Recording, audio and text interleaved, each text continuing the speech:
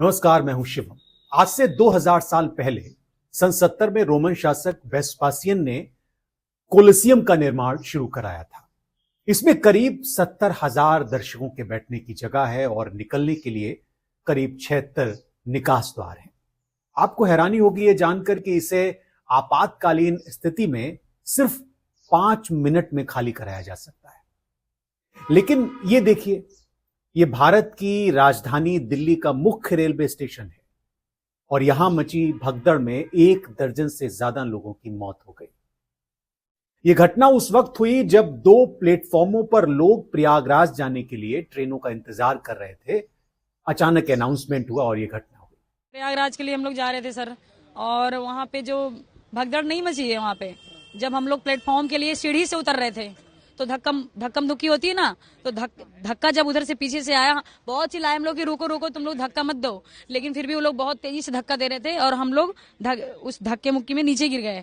और जितने भी ऊंचाई पे सभी सीढ़ी पे जो लोग थे वो सारे हम लोग के ऊपर गिर गए। आपको याद होगा, इससे पहले इससे भी ज्यादा एक दर्दनाक भगदड़ मची थी जिसमें कितने लोग मरे इसकी सटीक जानकारी अभी तक सरकार नहीं दे पाई। अभी तक गाये बगाए खबरें आती हैं। इन हादसों के बाद मचे घमासान में कोई नहीं बता पाया कि यह कैसे हो गया।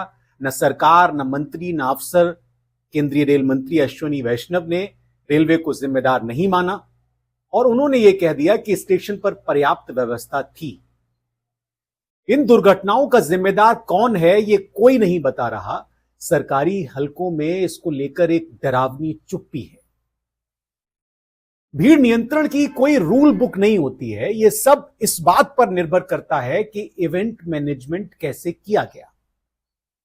लेकिन अब सच्चाई यह है कि महाकुंभ जा रहे लोग लगातार भगदड़ का शिकार हुए हैं और अपने पीछे मातम छोड़ गए हैं। बार बार ऐसे हादसे हो रहे हैं। क्यों हो रहे हैं? इतनी बड़ी संख्या में लोग कैसे मर रहे हैं? कोई नहीं बता पा रहा। दिल्ली हो, न्यूयॉर्क हो, बीजिंग या बर्लिन, बड़े शहरों के रेलवे स्टेशन हमेशा ही भीड़ से भरे रहते हैं। ऐसे में यहां भगदड़ का खतरा हमेशा बना रहता है। लेकिन इससे बचें कैसे? ये सवाल बहुत अहम है और इसका जवाब मैं आपको देने की कोशिश करूंगा। इसको एक प्रयोग से समझते हैं जो जर्मनी में किया गया। दुनिया भर में भगदड़ कैसे रोकी जा सकती है ताकि ये हालात पैदा न हो, इसके लिए जर्मनी के यूलिश में एक रिसर्च किया गया। शोधकर्ताओं ने करीब 1000 लोगों को एक संकरे हिस्से से भेजा, यह देखने के लिए कि भीड़ का बर्ताव कैसा होता है, व्यवहार कैसा होता है, वो कैसे आगे बढ़ती है। इस शोध का लक्ष्य था भगदड़ से बचाव करना। करीब 1000 वॉलेंटियर, जिसमें छात्र थे, मजदूर थे, महिलाएं थी, एक कमरा में जमा कर दिए गए। हर भागीदार को एक सफेद टोपी पहनाई गई जिस पर एक QR कोड लगा दिया गया। ग्रुप के ऊपर रिकॉर्ड करने के लिए कैमरे लगा दिए गए ताकि हर व्यक्ति की जो हलचल है उसको रिकॉर्ड किया जा सके। रिसर्चर भीड़ के व्यवहार को जानने की कोशिश कर रहे थे और इसे मैथमेटिक भी समझने की कोशिश कर रहे थे। इसका उद्देश्य यह था कि बड़े कार्यक्रमों में सुरक्षा को कैसे बेहतर बनाया जाए, फिर चाहे वो फुटबॉल का मैदान हो, कोई कंसर्ट हो या फिर कोई धार्मिक यात्रा हो। ऐसी जगह जहां भगदड़ के कारण बनते हैं, लोग घायल हो जाते हैं या फिर पैनिक लोगों की जान ले लेता है, इन तमाम जगहों पर क्या किया जा सकता है। 3 दिन तक इस शोध में हिस्सा ले रहे लोगों को संकरे कॉरिडोर से भेजा गया। ऊपर से देखने में यह पता चलता है कि कमरा खाली होने में कुछ मिनट लगे। कंप्यूटर वैज्ञानिक माइक बोल्टेज 30 कैमरों से अफरा तफरी देख रहे थे और यह बहुत अहम है क्योंकि भीड़ बहुत ज्यादा घनी थी। टोपियों में लगाए गए कोड की वजह से वोल्टेज हर भागीदारी को पहचान सकते थे। आप इससे देख सकते हैं कि जो ठिगने लोग हैं वो कैसा व्यवहार करते हैं, औरतें हैं वो कैसा व्यवहार करते हैं, पुरुष कैसा व्यवहार करते हैं, ये ग्रुप कैसे भीड़ में बर्ताव करते हैं, आप ये भी नोटिस कर सकते हैं। क्या वो एक दूसरे के आगे पीछे चलते हैं या फिर कहीं अटक जाते हैं, ये सारी चीजें नोटिस की गई। कंप्यूटर स्क्रीन पर सफेद टोपियां रंगीन डॉट्स में बदल जाती हैं और जो फिजिक्स है, फिजिक्सियन कहते हैं, आर्मिन सेफ्रीड कहते हैं कि लाल पैच ये दिखाता है, ये जो आप तस्वीर देख रहे हैं, कि कोई खड़ा है। ग्रीन का मतलब है कि वो चल रहे हैं। आप देख सकते हैं कि कहां जाम हो गया और कितनी देर तक ये रहेगा और कितना ये बड़ा है। जो लोग चल रहे हैं उन्हें खड़े लोगों से ज्यादा जगह की जरूरत होती है, इसलिए कंप्यूटर उन्हें एलिप्स में दिखाता है। चूंकि ज्यादा लोगों को चलना एक साथ चलने के बजाय एक के पीछे एक हो तो आसान रहता है। इससे यह पता चलता है कि कैसे भीड़ में जाम होता है और कैसे इसे रोका जा सकता है। ये प्रोजेक्ट ये साबित करता है कि अगर 10,000 लोग एक ही दिशा में जा रहे हो तो क्या हो सकता है। ऐसा कोई बिंदु आ सकता है जहां हालात एकदम से गंभीर हो जाएंगे, एकदम अनियंत्रित हो जाएंगे। तो आप वैकल्पिक योजना के बारे में सोच सकते हैं। इस हालात में अगर आप चेतावनी को संजीदगी से न लें और अचानक बहुत सारे लोग आ जाएं तो फिर स्थिति को नियंत्रण में लेना मुश्किल हो जाएगा। यह अक्सर हर भगदड़ में देखा जाता है। आप लाउड स्पीकर से लोगों को आपात दरवाजे तक जाने की सूचना दे सकते हैं, लेकिन भीड़ जब एक घनत्व तक पहुंच जाती है फिर आप लोगों को सूचना नहीं दे सकते, कंट्रोल नहीं कर सकते। वे उन तक पहुंचती ही नहीं है, सूचना उन तक जाती नहीं है। उस स्थिति में सब कुछ खो जाता है। क्रश की हालत में आप नहीं बता सकते कि आपके 1-2 मीटर आगे क्या होने वाला है। इसलिए ह्यूस्टन का म्यूजिक फेस्टिवल हो, भारत में महाकुंभ या वैष्णो देवी मंदिर की भगदड़ हो, इंडोनेशिया का फुटबॉल स्टेडियम हो या फिर सऊदी अरब में हज हो, इन सभी में एक बात साझी है। इन सभी जगहों पर भीड़ जमा हुई और लोग मारे गए, लोगों की जानें गई।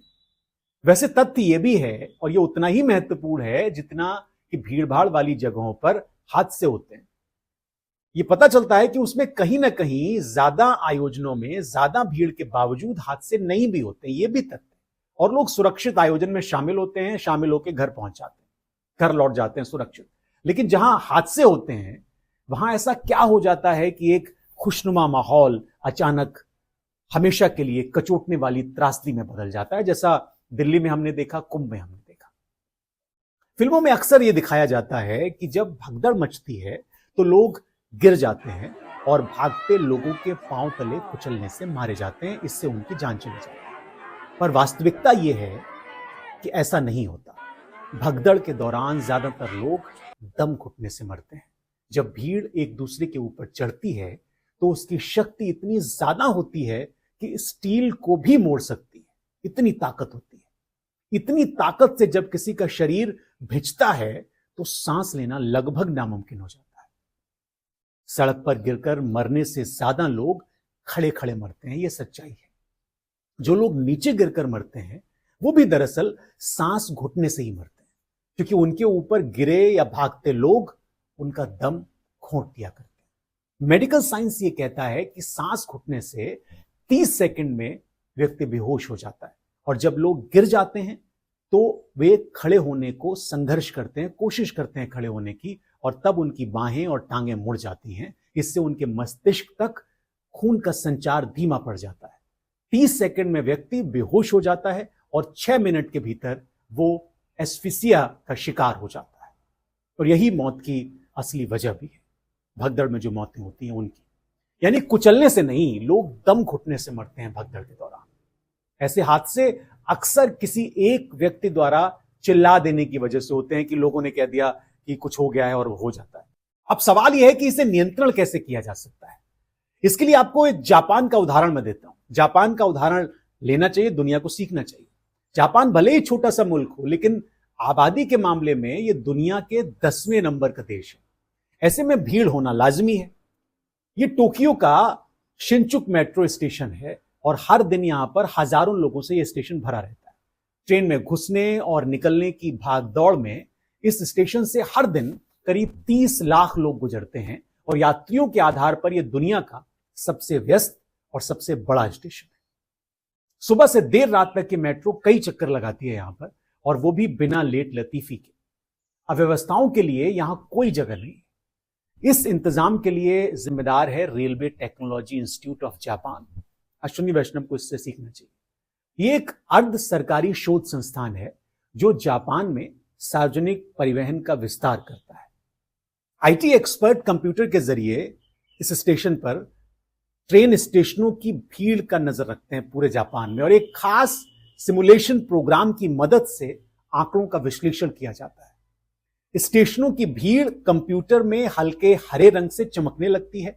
विशेषज्ञ हर वर्ग मीटर जगह के हिसाब से लोगों की गिनती करते हैं, और इस दौरान लोगों की जो औसत चाल है वो भी दर्ज की जाती है। फिर उन जगहों का पता लगाया जाता है जहां भीड़ जमा हो रही है या लोगों की चाल जो है वो धीमी पड़ रही है, वो तुरंत कंप्यूटर बता देता है। कंप्यूटर स्क्रीन पर लोग छोटे छोटे तीर की तरह दिखाई देते हैं जो एक दिशा में आगे बढ़ रहे होते हैं।